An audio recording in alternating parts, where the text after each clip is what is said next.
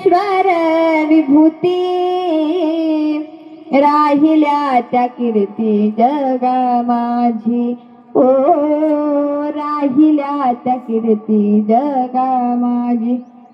म्हणजे अशी काहीतरी उत्तम कीर्ती मागे उरू द्या की आपण गेल्याच्या नंतर कुणीतरी रडावं, कुणीतरी चांगलं म्हणावं. नाहीतर असं म्हणायला नको की जन्माला आला आणि पाणी वाहू वाहू गेला, असं म्हणायला नको. म्हणून जोपर्यंत आहे तोपर्यंत असं जगा. आपली चांगली कीर्ती मागे उरली तरी चालेल, परंतु वाईट कीर्ती मागे उरू देऊ नका. जोपर्यंत आहे तोपर्यंत चांगलं कर्म करा, चांगलं पुण्य करा. कारण केले कर्म झाले तेची भोग आले, उपजले मेले ऐसे किती. कर्म हे प्रत्येकाला भोगावं लागतं. आपल्या कर्मानुसार आपल्याला फळ मिळत असतं. कारण जैसे ज्याचे कर्म तैसे फळ देतो रे ईश्वर. जगी जीवनाचे सार घ्यावे जाणून सत्वर. जैसे ज्याचे कर्म तैसे फळ देतो रे ईश्वर. जसं ज्याचं कर्म आहे तसं भगवंत फळ देत असतो. म्हणजे कर्म हे कुणालाही चुकत नाही. कर्म केलेलं कर्म हे प्रत्येकाला भोगावं लागतं.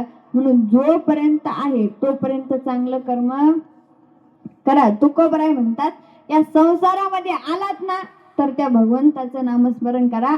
आलिया संसारा उठा वेग करा, शरण जा उदारा पांडुरंगा. त्या भगवान परमात्म्याला शरण जा. आता तरी तुम्ही जागे व्हा. कारण देह हे काळाचे, धन कुबेराचे, येथे मनुष्याचे काय आहे. हा देह सुद्धा आपला नाही. आपण या संसारामध्ये कष्ट करतो कशासाठी? धन मिळवण्यासाठी. परंतु ते धन सुद्धा आपलं नाही. मग इथे मनुष्याचे काय आहे? या ठिकाणी मनुष्याचं काय?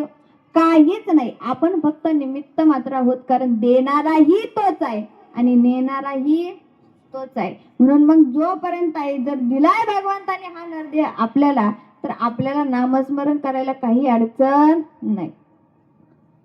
किती द्यायचं तेही त्याच्याच हातात आहे आणि किती घेऊन जायचं ते सुद्धा त्याच्याच हातात आहे. मग आपण जन्माला आलोय तर हा जीव आलाही एकटाच आणि जाणारही एकटाच आहे. सुईच्या टोकावर बसेल एवढं सुद्धा कोणी सोबत घेऊन जाणार नाही. कितीही मोठा राजा असू द्या, त्याला सुद्धा मोकळ्याच हातानं जायचंय. सिकंदर नावाचा राजा आजारी पडला. आता आजारी पडल्याच्या नंतर राजा होता तो, त्या ठिकाणी वैद्यबुवा त्याचा राजाचे उपचार करत होते. राजावरती उपचार चालू होते, परंतु राजा काय बरे होईना. राजाने मात्र आता राजाच्या मनामध्ये शंका निर्माण झाली. ज्या अर्थी मी आता बरा होत नाही, ज्या अर्थी माझा आजार वाढत चाललाय, त्या अर्थी मी आता मरणार आहे. आता मरणार म्हणल्यानंतर राजाने वैद्यबुवाला सांगितलं, वैद्यबुवा मला काय एवढ्या लवकर मरायचं नाही, अजून मला खूप जगायचं आहे. काहीही करा परंतु मला वाचवा. वैद्यबुवाने सांगितलं, राजा तुम्ही आता कलियुगामध्ये आहात. तुम्ही कोणत्या युगामध्ये जगत असतात? या युग असं आहे की या युगामध्ये प्रत्येक जीव जन्माला येणार आणि प्रत्येक जीव मरणार आहे.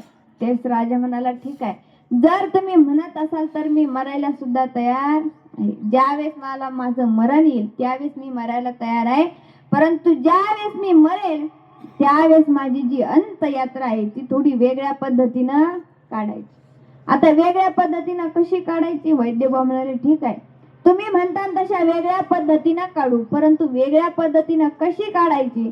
त्यावेळेस राजाने सांगितलंय, बघा वेगळ्या पद्धतीनं म्हणजे लई पण वेगळ्या पद्धतीनं नाही.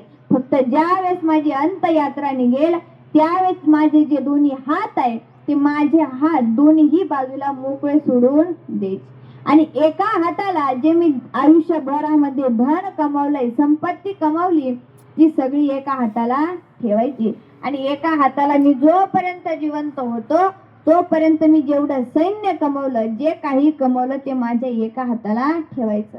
वैद्यबुवा म्हणाले, ठीक आहे, तुम्ही म्हणता तशा पद्धतीने आपण अंतयात्रा काढू. एका हाताला तुम्ही कमवली धन संपत्ती सर्व काही एका बाजूला ठेवू, एका हाताला ठेव आणि एका हाताला जे तुम्ही सैन्य कमवलं ते ठेव. परंतु राजा अशीच अंतयात्रा का काढायची याचं मागचं कारण तरी सांगा.